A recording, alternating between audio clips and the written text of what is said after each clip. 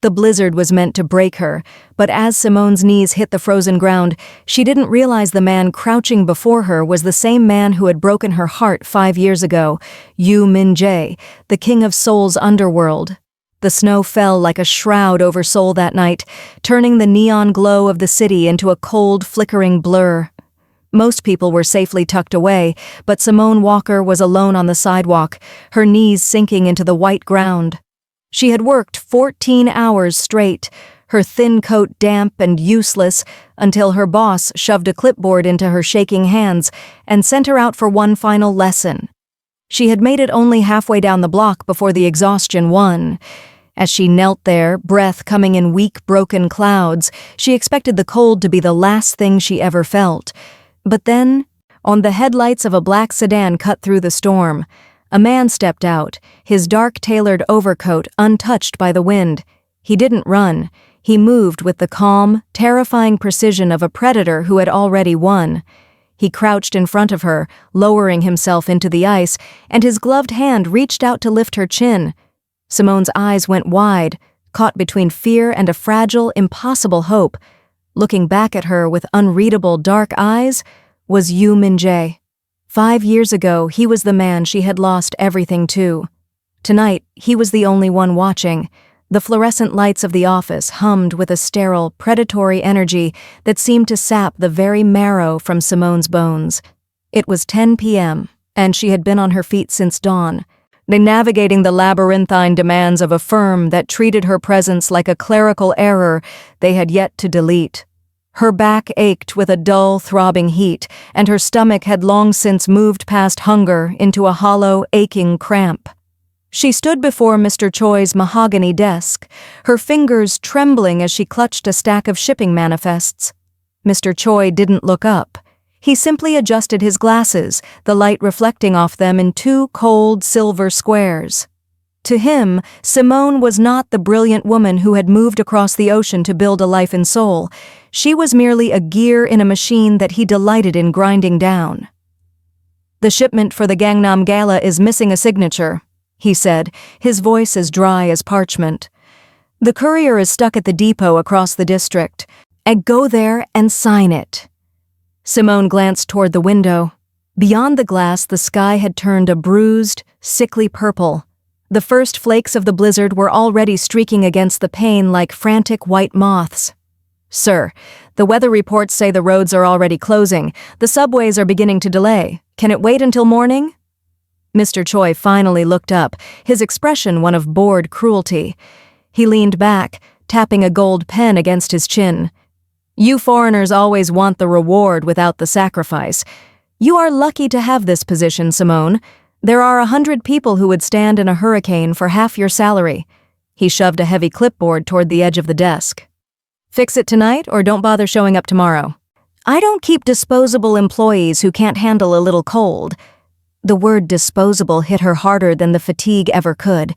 She wanted to scream, to throw the clipboard back at his smug, comfortable face, but she thought of her rent, her visa, and the 5 years she had spent trying to prove she belonged in a city that still looked through her. With a leaden heart, she took the clipboard and walked toward the exit. As she stepped through the heavy glass doors, the wind hit her like a physical blow, a wall of ice that stole the breath straight from her lungs. Within seconds, the dampness of her light beige coat, the only winter coat she could afford, began to freeze against her skin. The streets were eerily silent, the usual roar of Seoul muffled by the thick descending white. She lowered her head, squinting against the stinging ice, and began to walk. Every step felt like wading through wet concrete. Her leather boots were no match for the rising drifts, and soon the numbness in her toes climbed toward her ankles, then her knees. High above, from the warmth of the office window, Mr. Choi watched her retreating figure for a moment before turning away to check his watch, completely indifferent to the life he had just cast into the storm. Simone didn't look back. She couldn't. All she could do was move forward, one shivering, agonizing inch at a time, unaware that through the swirling white, the headlights of a black sedan were already tracking her every move. The cold had begun to feel like sleep. It was a heavy, seductive weight that promised an end to the shivering and the bone-deep ache of being unwanted. Simone's eyes were half closed, her lashes heavy with frost, when the world suddenly shifted.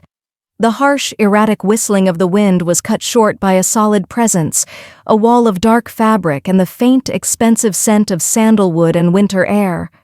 Through the haze of her fading consciousness, she saw a shadow descend. A man crouched before her, his movements fluid and deliberate, showing no regard for the ice ruining the hem of his tailored overcoat. He didn't speak.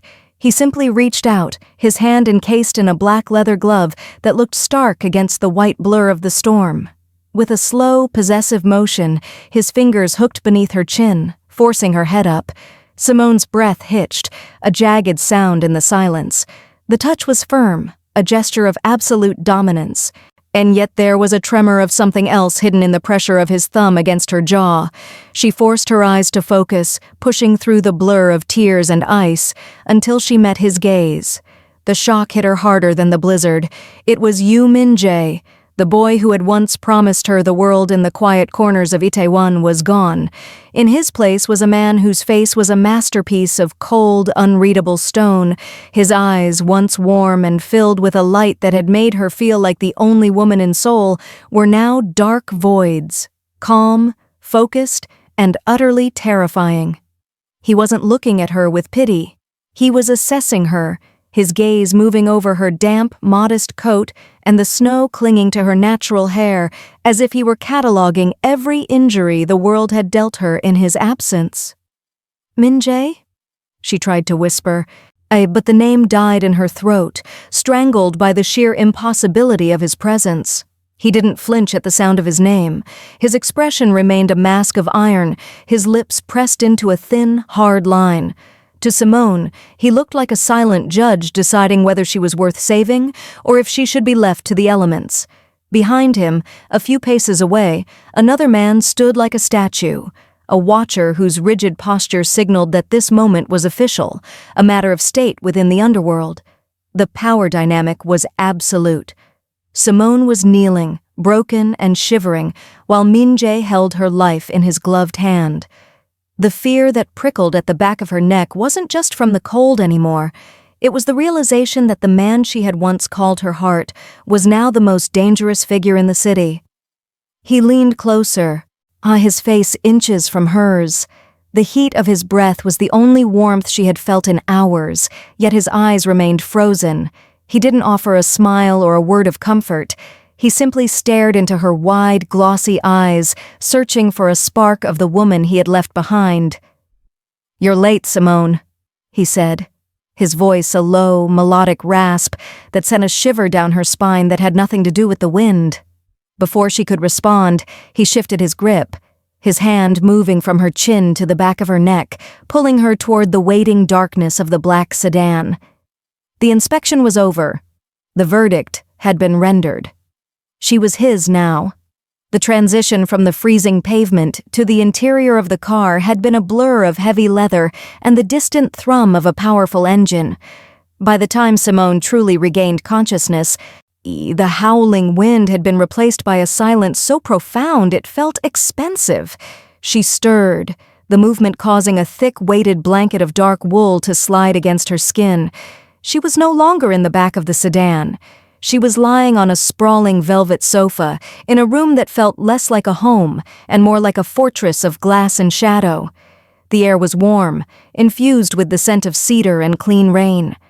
As her vision cleared, the first thing she noticed wasn't the breathtaking view of the Seoul skyline through the floor-to-ceiling windows, but the men. They stood like pillars of salt in the periphery of the room, 3 of them, dressed in sharp, dark-tailored coats that mirrored the one Minjay had worn. Their postures were rigid, their hands clasped in front of them, and their faces were masks of professional indifference. And they didn't look at her, yet she felt their awareness of her every breath. In the background, near the heavy double doors, the enforcer from the street stood guard, his presence a silent reminder that this was not a place one left without permission. Simone clutched the wool blanket to her chest, her heart hammering against her ribs. She was a woman who had spent years being ignored by the world, a face in the crowd that people looked through. But here, the atmosphere was different.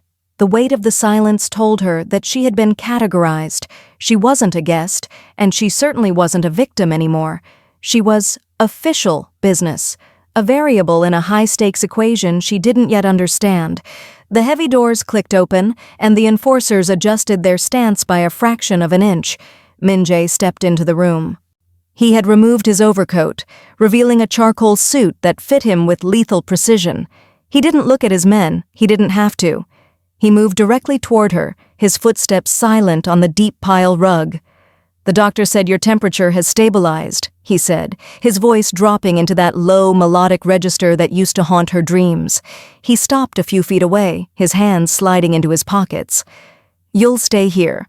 My men have been briefed. Your safety is now the only priority of this house." Simone looked past him at the silent watchers in the shadows. "Minjay, I have a job. I have a life. I can't just—" "You have a life because I decided you would have one tonight," he interrupted, his eyes flashing with a sudden dark intensity. "The man who sent you into that storm is being handled. The life you had is over." He turned slightly, gesturing toward the blurred figure of the enforcer at the door. "This is no longer a matter of a chance meeting, Simone. You are under the protection of the chairman. To the rest of the city, that makes you untouchable. To my enemies, it makes you a target." The realization settled over her like a shroud. The luxury of the penthouse, the warmth, and the silent men in their dark coats weren't just comforts. They were the walls of a gilded cage. She had been rescued from the ice, but she had been pulled into a world where every look was a calculation, and every breath was a move on a chessboard. She was no longer disposable, but as she looked into Minjay's unreadable eyes, she realized that being valuable in his world was the most dangerous thing she could be. The morning light that filtered through the floor-to-ceiling windows was pale and unforgiving, reflecting off the vast expanse of white snow that still blanketed the city below. Inside the penthouse, the air was warm, but Simone felt a lingering chill in her bones that no thermostat could reach. She stepped into the sprawling, marble-clad bathroom, the steam from a recently drawn bath still clinging to the mirrors.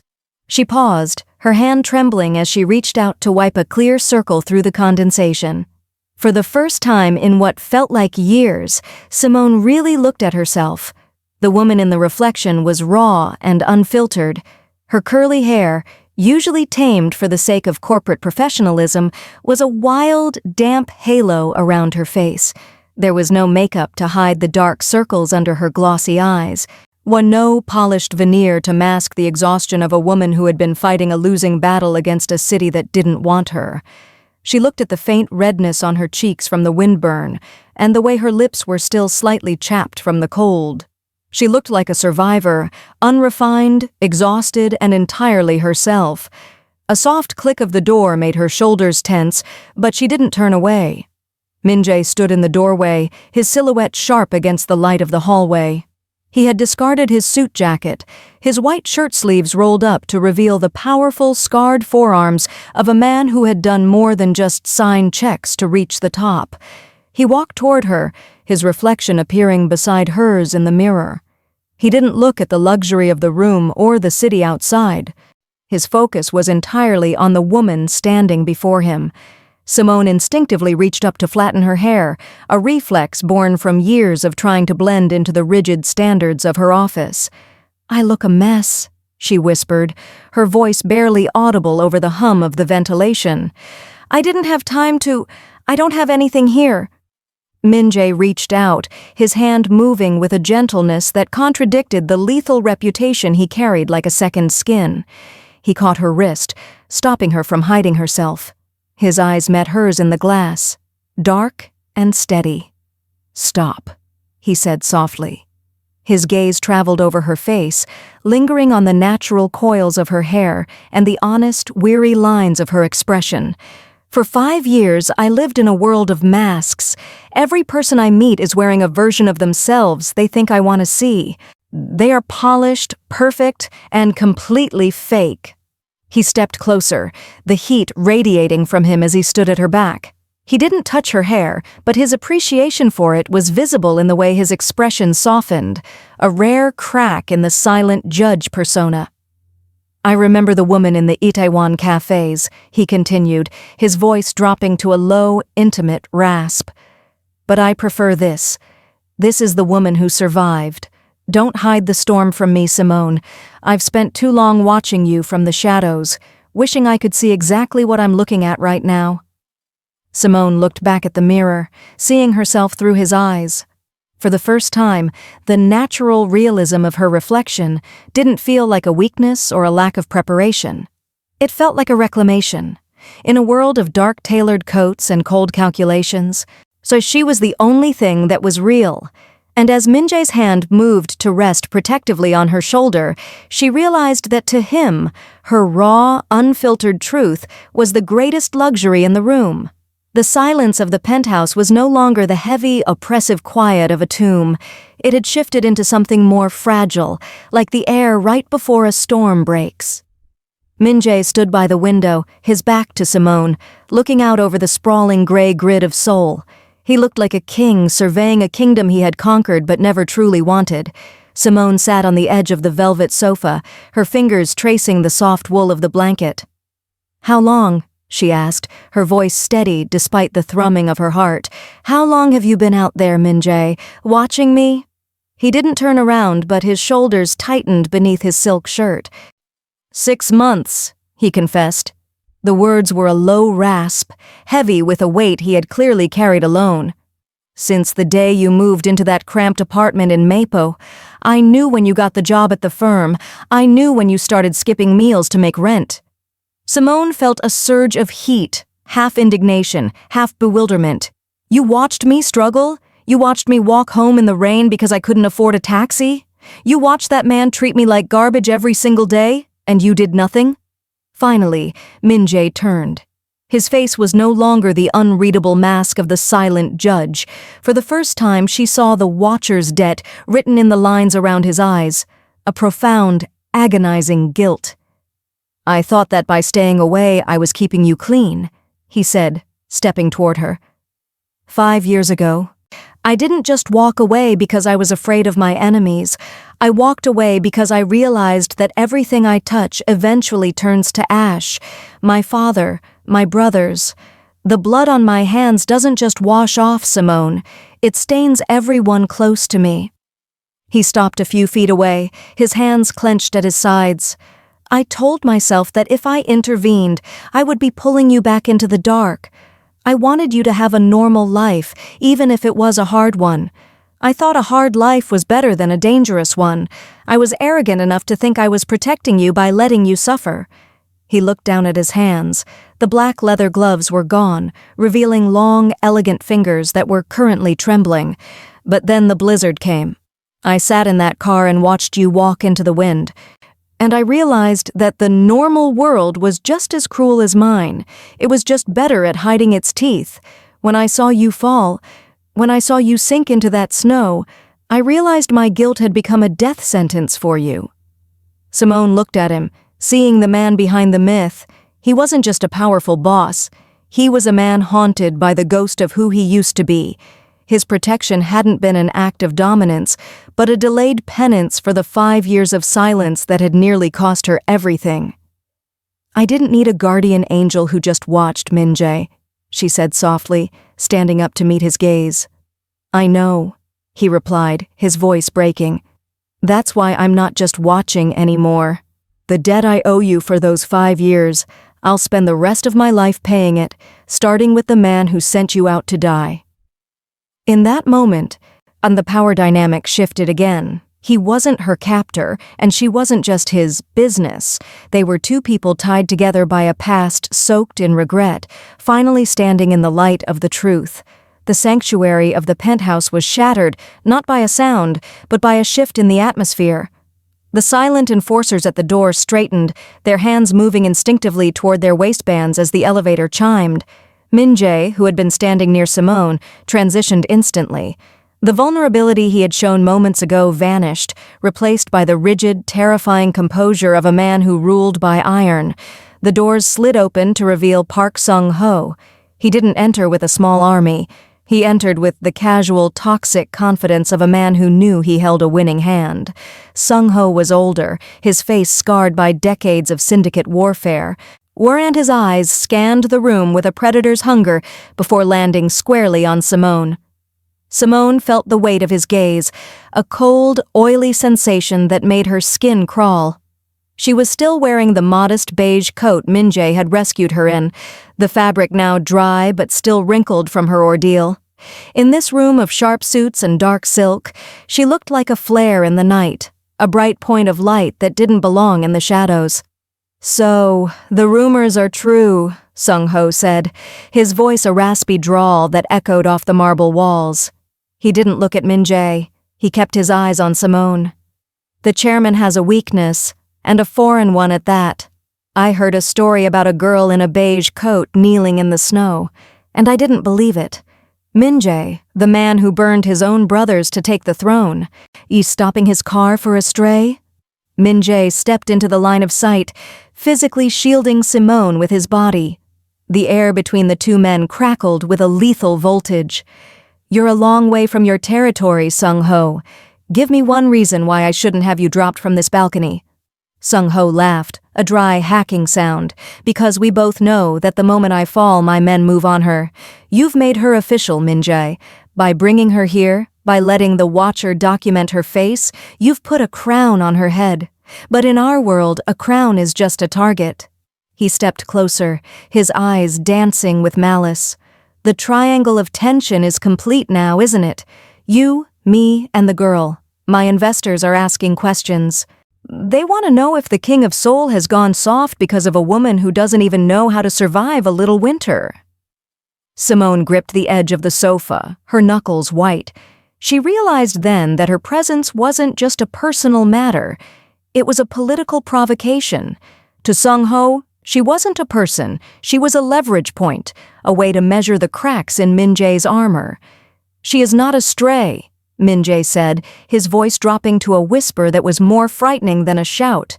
"And if you even breathe the same air as her again, I will ensure that the snow is the only thing left to cover what remains of your organization."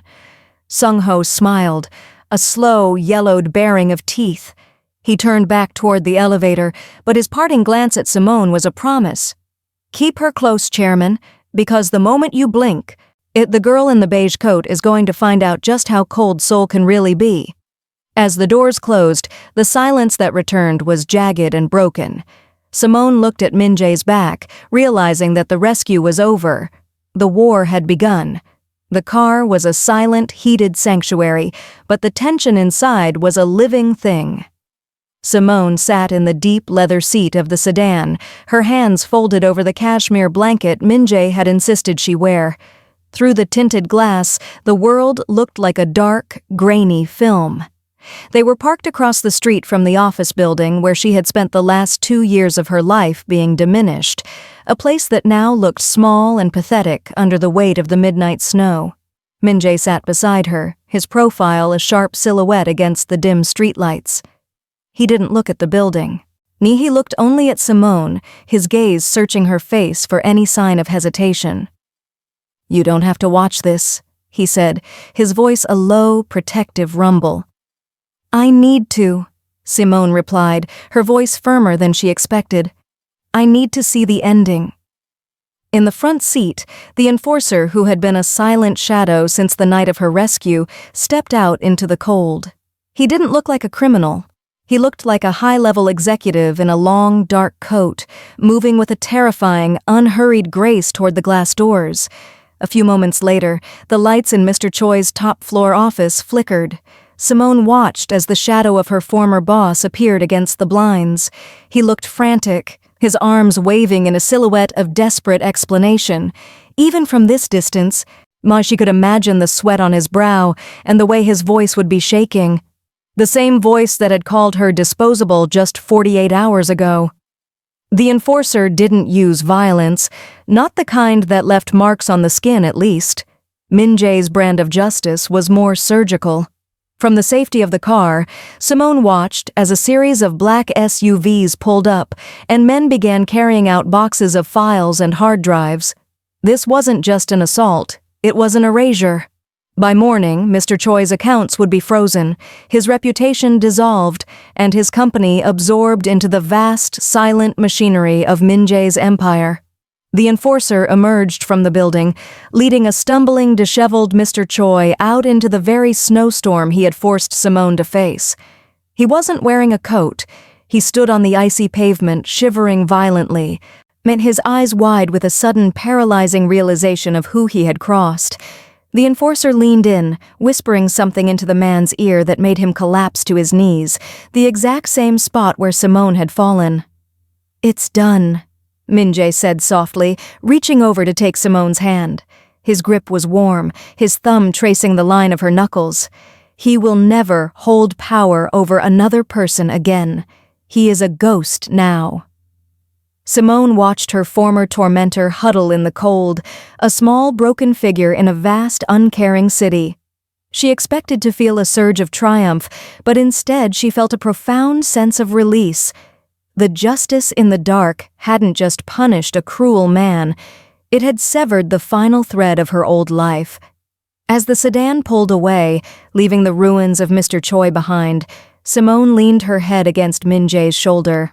Then the darkness outside was still there, and the threat of Park Sung-ho still loomed, but for the first time, she wasn't the one kneeling in the snow. She was moving forward, protected by a man who had turned the world's cruelty into his own weapon to keep her safe. The safe house was bathed in the cold blue light of a winter moon, the shadows stretching long and sharp across the reinforced glass.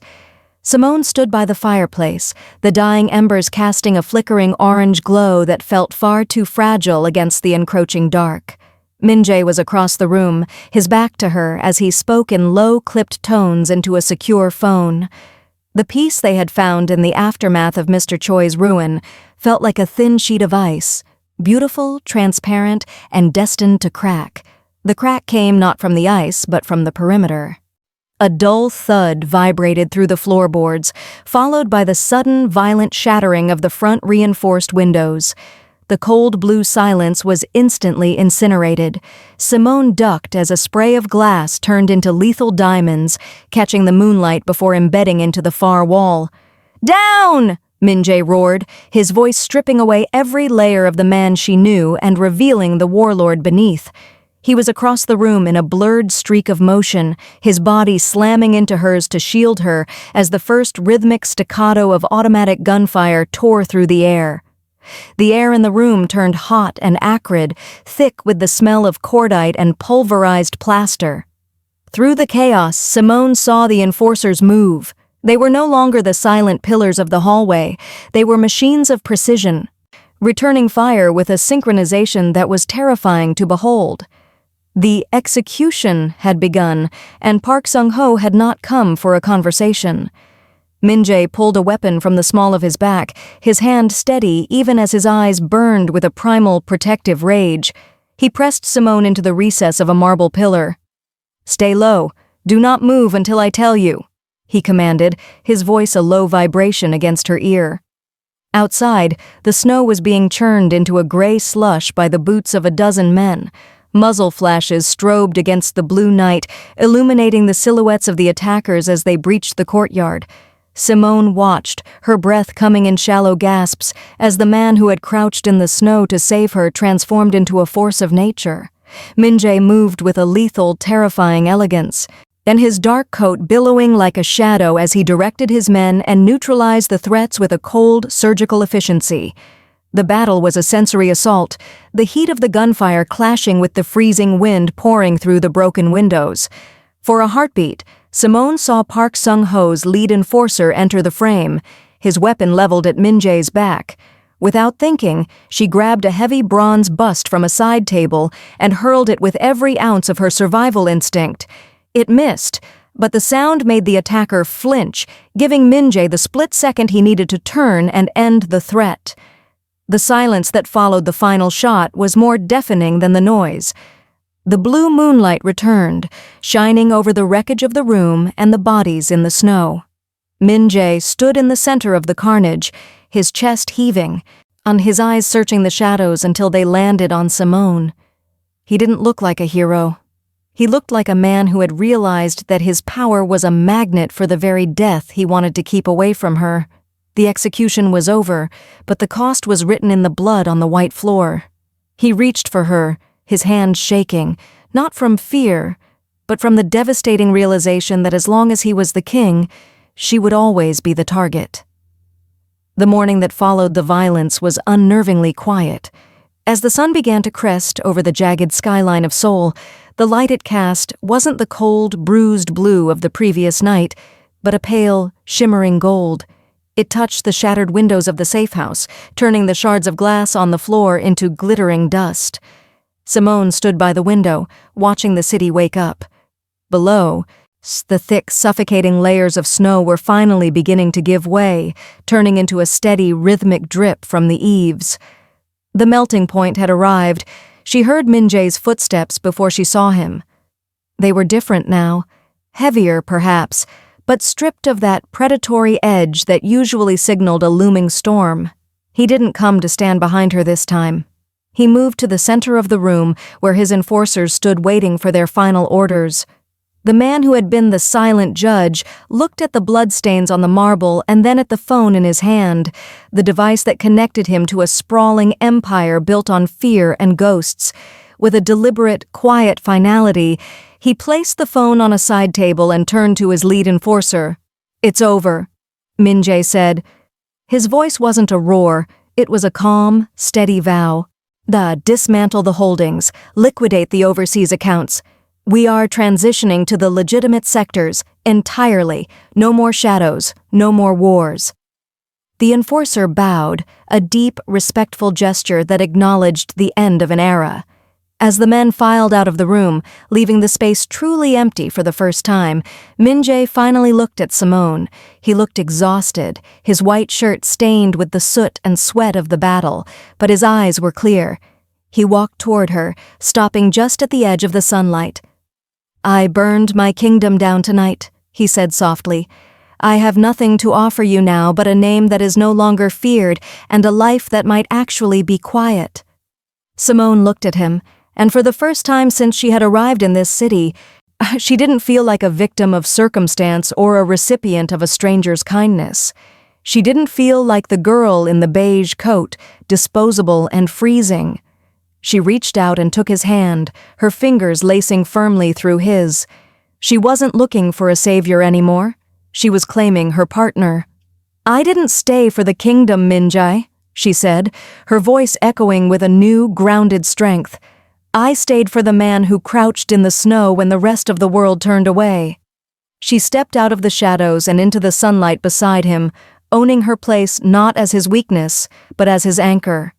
The power dynamic had leveled. They were no longer the judge and the victim, the watcher and the watched. They were simply two survivors standing amidst the ruins of a dark past, watching the ice turn to water. Outside, the streets of Seoul began to glisten under the rising sun. The melting point was more than just a change in weather, it was the dissolution of the barriers they had built to survive. As the warmth filled the room, Simone leaned her head against his shoulder. The snow was gone, the fire was out, and for the first time in 5 years, they were both finally warm.